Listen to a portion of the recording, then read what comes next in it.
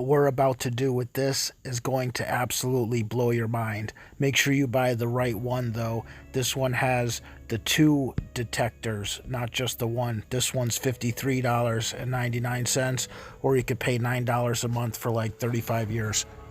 It's on Amazon. It'll get shipped directly to your door.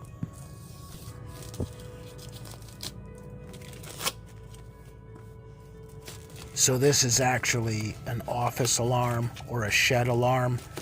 We are going to have to modify it a little bit to get it to do what we're trying to get it to do.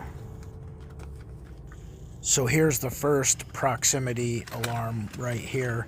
It's going to come with some extra hardware. You could just put that to the side. You don't really need it. But yeah, like I said, definitely get the set that has the two detectors. The second one is so useful, you really have no idea just yet.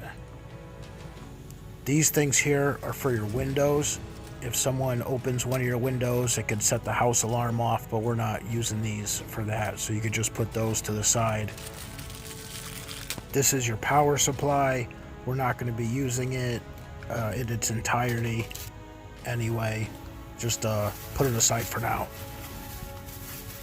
This is the horn. It's 115 decibels, definitely loud enough to piss a lot of people off. Here is the bag of remote controls. You get two.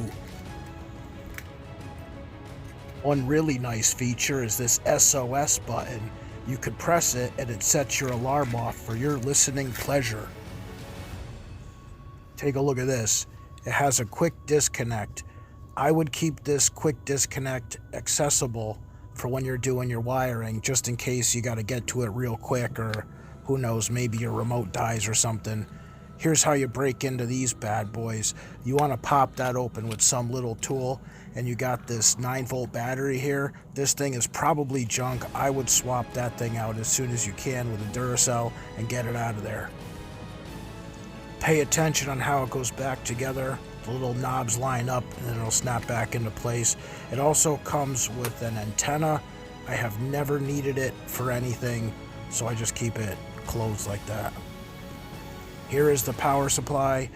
Cut that wire off as close to the plug part as possible, and then we're gonna have to strip those wires down. Here is the other end of the quick disconnect. Just pay attention to what end you're cutting off. Don't cut off the wrong end when you're putting it together. But you'll see how we do it. Alright, lop this wire off right close to the power head. Throw that away. And then you're going to have to strip down these wires. Be careful because both of the wires are very thin. The black wire is a little bit more embedded and harder to get to than the white wire. But if you take your time, I'm sure you'll figure it out. It's not that hard.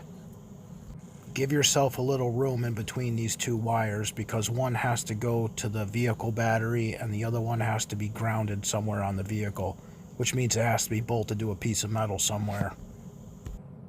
The next thing you're going to need to do is go to Home Depot and pick up yourself this set of magnets. You're going to need two of these sets, not two magnets, two sets of these magnets. While you're there, you might as well pick up some super glue because you're going to need that too. Super glue or epoxy, and glue it right to the back of your proximity alarm. Now is when I should say don't try any of this at home. Always try it at a friend's house. 2, I got conflicting stories on what wire goes to what. However, you only have 2 wires to choose from. One of them goes to the positive battery terminal and the other one goes to the ground. And if you get in any trouble, all you have to do is pull that quick disconnect. If for some reason your alarm doesn't work, the first time you hook it up, all you have to do is reverse the 2 wires that you did. Now for the fun stuff.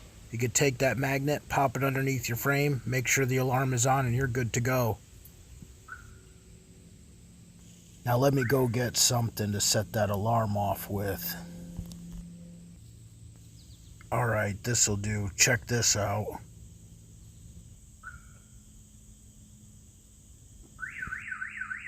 Now as you can see, any motion that happens underneath that vehicle is going to set that alarm off, whether it be a person, an animal, or some garbage blowing around. Remember when I told you to grab that 2-pack? Well, check this out. Let's say you go to Home Depot, you got your truck toolboxes back there, and some scumbag hops in there trying to rifle through your stuff. It's going to set that alarm off the moment anything goes back there. Let's say you work in a garage with a bunch of mouth breathers. You pop your extra one in your toolbox, and the moment your toolbox gets open, your car alarm's going to go off. You can also put it in your fridge if someone's trying to grab your drink or your lunch or something. You know it's time to come kicking ass. This is a good spot. Just don't forget it there, though. It will keep bear and deer out of your garage if you keep food in there. I haven't found that the motion sensor was able to penetrate through glass. So if anything happens on the inside of the vehicle, it'll set the alarm off, but people walking by the vehicle, it will not set the alarm off. Let's say you want to go check your trail cameras for this coming bow season. Your friend wants to come with you, so he's going to meet you over there. Johnny's not as smart as you because he doesn't have his own catalytic converter alarm, so you could take your backup one, pop it under his car, and while you guys are out in the woods, his car's protected too. If you're in the woods and you hear it go off, it's probably one of your local Antifas crawling under there, trying to trade your catalytic converter for a Mobile Suit Gundam or some other dumb shit. Depending on what state you're in, that might be considered go time. Here's a pro tip. If the beam is too wide for you, you could add a little bit of tape on each side and you could narrow it down to the size you want.